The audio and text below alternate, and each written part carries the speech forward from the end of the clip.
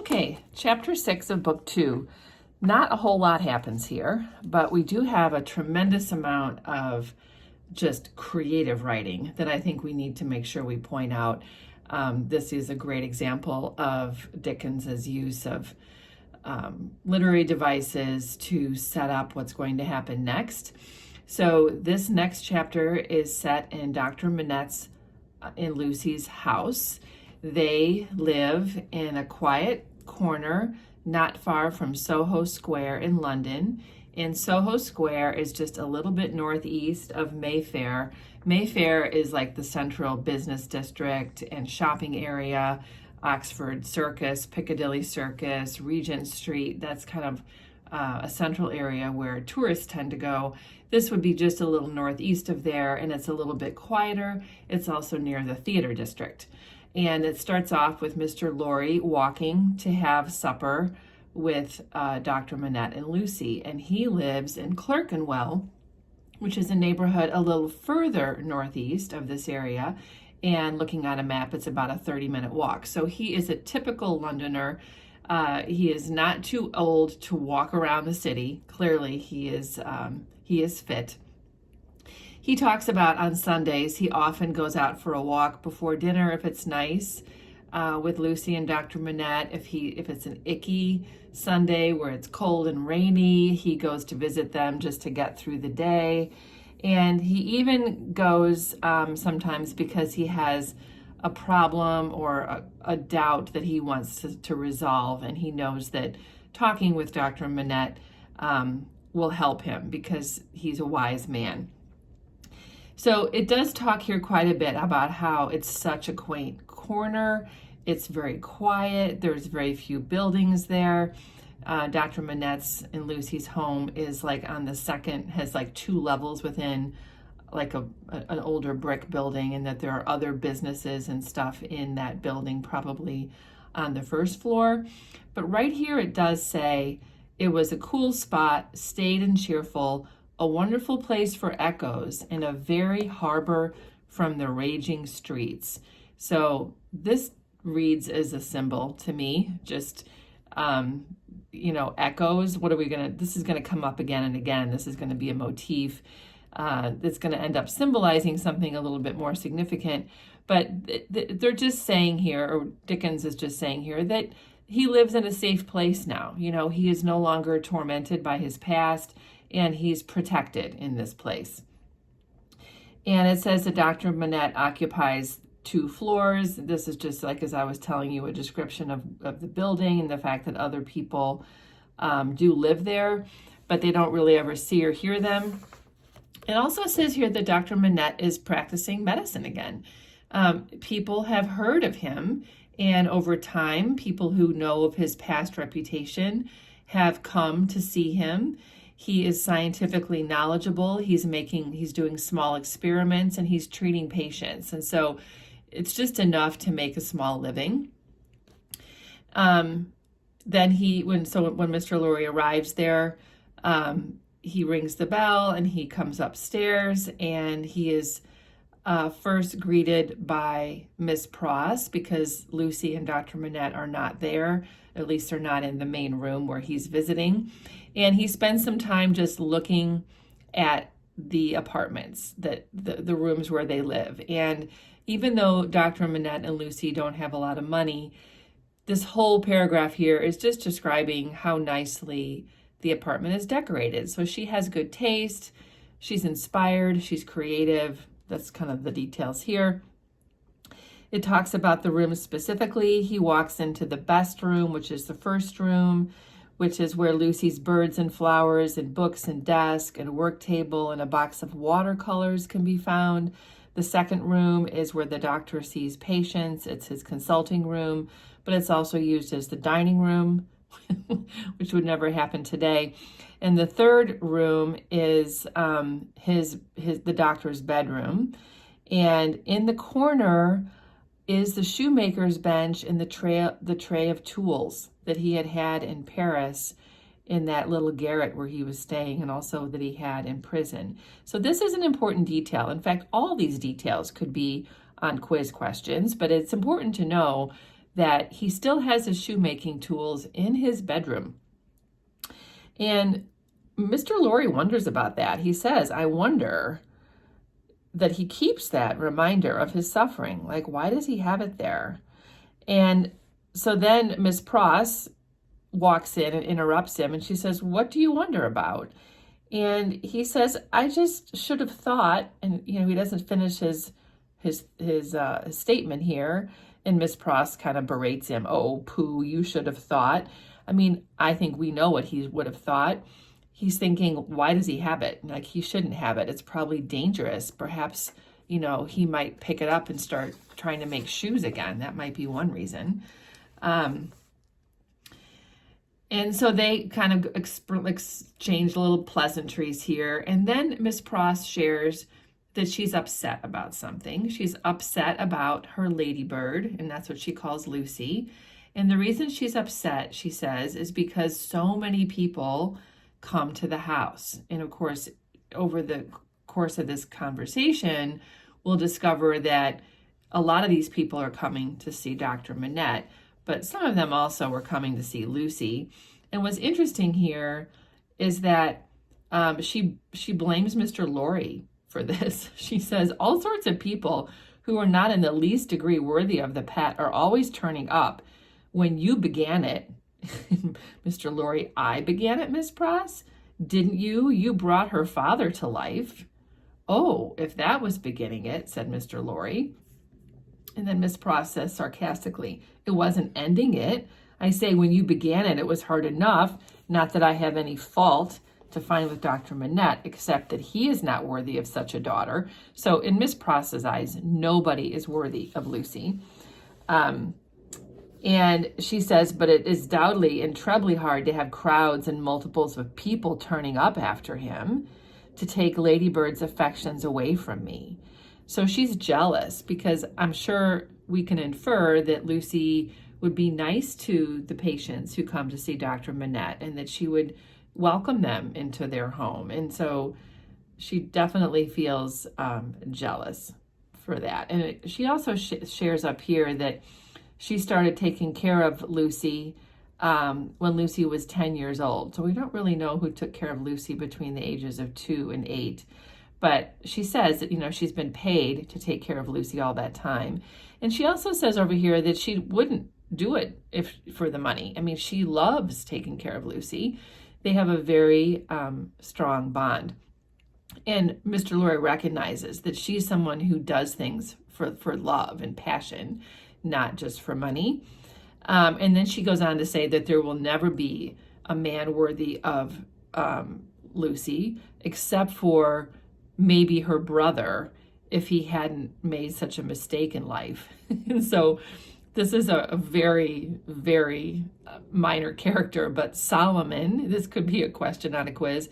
Solomon was Miss Pross's brother who ended up, he was a heartless scoundrel who stripped her of everything she possessed, meaning Miss Pross, as a stake to speculate with, and had abandoned her in her poverty forevermore with no touch of compunction. So Solomon took Miss Pross's money and used it to speculate on some business deal and lost it all, and then left Miss Pross with no money. So Miss Pross needs to have money to take care when she's taking care of Lucie, but she also would do it out of the goodness of her heart because she loves her so much. So Mr. Lorry goes back to the shoemaking again. He says, let me ask you, does the doctor in talking with Lucie ever refer to the shoemaking time? And Miss Pross says, never. And then he says, but he keeps that bench and those tools. And then Miss Pross shakes her head and says, but I don't say he don't refer to it within himself. Do you believe that he thinks of it much? Mr. Lorry asks. And Miss Pross says, I do. So even though Dr. Manette doesn't talk about the shoemaking, Miss Pross believes that he thinks about the shoemaking. And this is another funny conversation. Mr. Lorry says, do you imagine? And I'm sure, he's about to say, like, is it possible he could have a relapse? And Miss Pross says, never imagine anything. I have no imagination at all. And Mr. Lorry says, I stand corrected. Do you go so far as to suppose sometimes? Now and then, said Miss Pross. Do you suppose that Dr. Manette has any theory of his own, preserved through all those years, relative to the cause of his being so oppressed? Perhaps even the name of his oppressor? So Mr. Lorry's asking, why was he in prison? Why did he have to go to the Bastille? Who turned him in? What had he done? And Miss Pross says, I don't suppose anything about it but what Lady Bird tells me, meaning Lucie. And Lucie thinks he does. So Lucie thinks that Dr. Manette does have a theory or does remember the cause of his being in prison and who put him there. So Mr. Lorry sort of tries to make a small disclaimer. Now, don't be angry at my asking all these questions because I'm a mere dull man of business and you are a woman of business. And dull, Miss Pross asks. She's like, there's nothing dull about Miss Pross. But he's trying to say here, he's not trying to pry into their personal life. At least that's what he's trying to make clear here. He's really just concerned about them as a businessman, is what he's trying to say. So then on the next page, Miss Pross goes on to say that the reason there's no conversation or any more acknowledgement about what happened in prison is that Dr. Manette is afraid of the subject, which makes sense. She says it's a dreadful remembrance, not only because obviously it was dreadful to be in prison, but Miss Pross points out his loss of himself grew out of it, not knowing how he lost himself or how he recovered himself, all came from that imprisonment. So for those reasons, it's a very, very scary subject that obviously he doesn't want to talk about. So she also goes on to say that sometimes he gets up in the middle of the night and can be heard walking up and down. This gets repeated again and again. And when that happens and they hear him walking up and down, Lucie gets up and she goes to him and she walks with him back and forth until he's able to settle down. He never says why he's restless, but we can infer, and I'm sure Miss Pross and Lucie infer, that he's having memories of that time and that it's upsetting him. So then we come back to this reference to the corner where Dr. Manette's house is a wonderful corner of echoes. It had begun to echo so resoundingly to the tread of coming feet that it seemed as though the very mention of that weary pacing to and fro had set it going. So if we keep reading, we'll discover that the footprints they hear, or the footsteps they hear, are Lucie and Dr. Manette. But this is also a symbol. It's going to come up again and again that this idea of the echo of coming feet is foreshadowing the French Revolution. Here they are, says Miss Pross, and in they come. And it says here again, not only would the echoes die away as though the steps had gone, but echoes of other steps that never came would be heard in their stead and would die away for good when they seemed close at hand. So this is foreshadowing something bigger. However, father and daughter did at last appear, and Miss Pross was ready at the street door to receive them. It does say that Miss Pross is a pleasant sight, even though she's kind of wild and red. She takes off Lucie's bonnet and fusses with her hair and welcomes her to the house. Her darling was a pleasant sight too, so Lucie's a pleasant sight. The doctor is a pleasant sight. Mr. Lorry is a pleasant sight. So all of this, again, repetition, is set up to show a contrast between other elements of society or other parts of this story. In this moment, everything is pleasant. Dinner time, still no hundreds of people. It talks about Miss Pross being a very good cook, even though they have very modest food. She cooks it very well and she serves it very well. They're very neat. Half English and half French is the food that they have. And Miss Pross has a very practical sort of friendship. And she talks about, how, this is interesting here. It goes on to say, she had ravaged Soho and the adjacent provinces in search of impoverished French who, tempted by shillings and half-crowns, would impart culinary mysteries to her. So she takes the effort to find people in London who are French, who are not wealthy, to teach her how to cook some French food, which is very nice.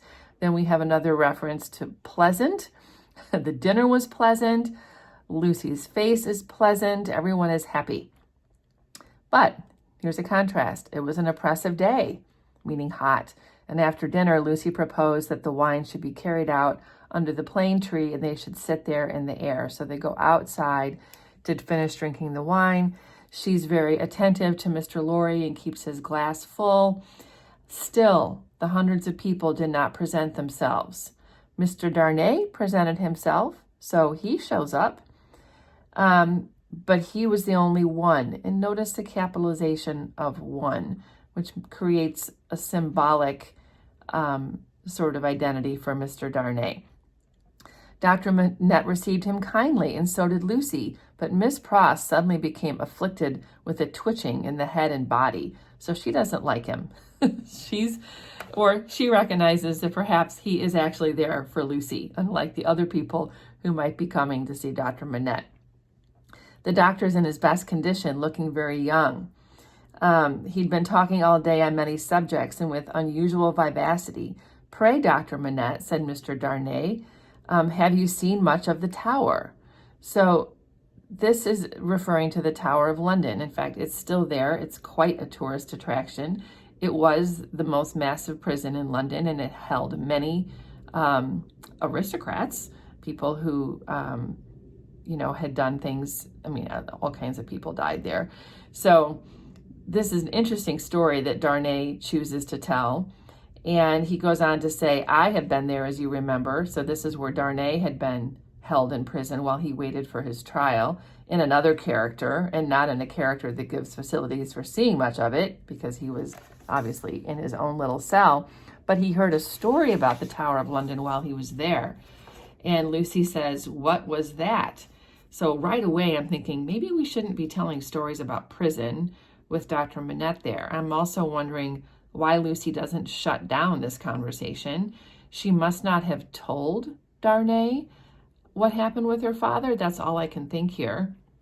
But he goes on to say that when workmen were doing some, renovations to the prison, they came upon an old dungeon and that a prisoner from ages ago had carved something on the stone. And they finally figured out that what had been carved on the stone was the word dig. And the floor was examined very carefully. And in the earth beneath the stone or the tile or some fragment of paving were found the ashes of a paper mingled with the ashes of a small leather case or bag. What the unknown prisoner had written will never be read, but he had written something and hidden it away to keep it from the jail guards. And then Lucie says, "My father, you are ill." Well, of course. I mean, this is a terrible way to sort of make Dr. Manette remember his own imprisonment. But we can infer that this story is relatable to Dr. Manette. Now, just don't get confused. Dr. Manette was not in the Tower of London. He was in the Bastille in Paris. But maybe he did something like this. It's quite possible. He had suddenly started up with his hand to his head. His manner and his look quite terrified them all. "No, my dear, not ill. There are large drops of rain falling and they make me start." So he kind of recovers himself and he says, "Oh no, I'm just jumping up because it's raining." And he had recovered himself almost instantly. So he's really trying to keep up a good front for the people who were there. The rain began falling in large drops and he showed the back of his hand with raindrops on it, but he said not a single word in reference to the discovery that had been told of. And as they went into the house, the business eye of Mr. Lorry either detected or fancied on the face as it turned towards Charles Darnay the same singular look that had been upon it when it turned towards him in the passage of the courthouse. So for some reason, there's this lack of trust between Charles Darnay and the doctor, and Mr. Lorry observes it. He recovered himself so quickly that Mr. Lorry had doubts of his business eye. So that look only lasts for a moment. And then it says when they go back into the house, they have some tea. There's still no hundreds of people showing up for Dr. Manette and Lucie, but Mr. Carton has shown up, and so now there are two. So Darnay is there visiting, and so is Sidney Carton. Well, this is interesting too, because remember, Sidney Carton is this mess of a man who drinks all the time and works through the night helping Mr. Stryver with his cases. All of a sudden, he's sort of hanging out with Dr. Manette and Lucie in this very lovely little home. It's worth asking, like, how did this happen? We'll find out.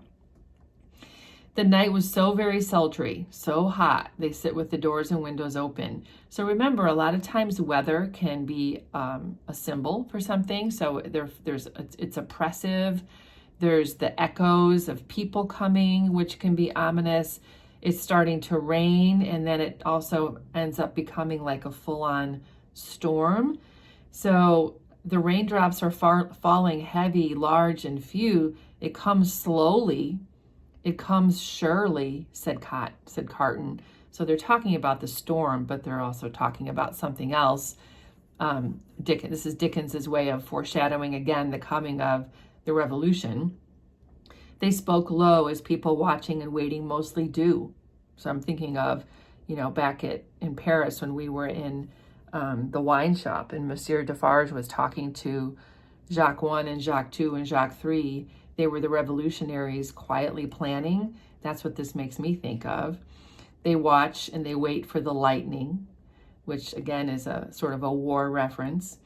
There was a great hurry in the streets of people, speeding away to get shelter before the storm broke. There were the echoes resounding with echoes of footsteps coming and going, yet not a footstep was there. So they don't have any footsteps by the house where Dr. Manette lives. That area is quiet and safe, but they can hear in the distance all this rumbling. And of course, part of this is actual sounds of people running because it's raining, but Dickens is using it as a symbol for the revolution. I mean, this is just going to be so heavy-handed throughout the rest of this chapter. A multitude of people and yet a solitude, said Darnay. So he literally states the obvious here. Is it not impressive, Mr. Darnay, said Lucie. Sometimes I have sat here for an evening until I have fancied, but even the shade of a foolish fancy makes me shudder tonight when all is so black and solemn. So she's nervous about the storm and the noises outside. Let us shudder too. We may know what it is. Like they want to know what is coming. Lucie says that she has made the echoes out to be the echoes of all the footsteps that are coming into their lives. And Sidney Carton says, there is a great crowd coming one day into our lives, if that be so. So he's kind of got like a darker twist to it. Are all these footsteps destined to come to all of us, Miss Manette, or are we to divide them among us? I don't know, Mr. Darnay. I told you it was a foolish fancy, but you asked it. I've imagined them the footsteps of people who are to come into my life and my father's. So Lucie has a very sunny view of the footsteps. Like, oh, it's just people who are going to be in our lives. But Carton says, I ask no questions and I make no stipulations. There is a great crowd bearing down upon us, Miss Manette, and I see them by the lightning. So, and I hear them after a peal of thunder. Here they come, fast, fierce, and furious.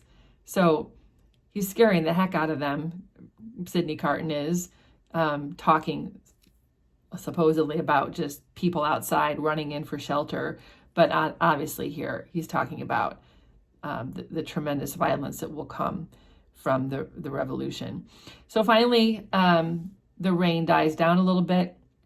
It's time for Mr. Lorry to go home, and Jerry Cruncher comes to escort him home. So even though Mr. Lorry walked by himself from his home in Clerkenwell to Soho, where Dr. Manette lives, he knows better than to walk home late at night by himself. So Jerry Cruncher comes with a lantern, and they walk back. There were solitary patches of the road on the way between Soho and Clerkenwell, and Mr. Lorry was mindful of footpads, always retained Jerry for this service, though it was usually performed a good 2 hours earlier. So this is a habit. Mr. Lorry always has Jerry come and get him on Sunday and walk back with him, but this is even later than usual. And Mr. Lorry says, what a night it has been. Almost a night, Jerry, to bring the dead out of their graves. I never see the night myself, master, nor do I expect to. What would do that? Answered Jerry. So, I mean, this is another reference to digging someone out of, bringing someone back to life, bring someone coming out of a grave. Jerry's like, I can't imagine that ever happening. And then he says, good night. They each say good night to each other. Good night, Mr. Carton. Good night, Mr. Darnay. Shall we never see such a night again together? So they're like, they're all agreeing that it was a scary night and they don't want to experience that again. Perhaps, see the great crowd of people with its rush and roar bearing down upon them too. So maybe there's going to be some impact on these people by the French Revolution, even though they are currently safely living in London.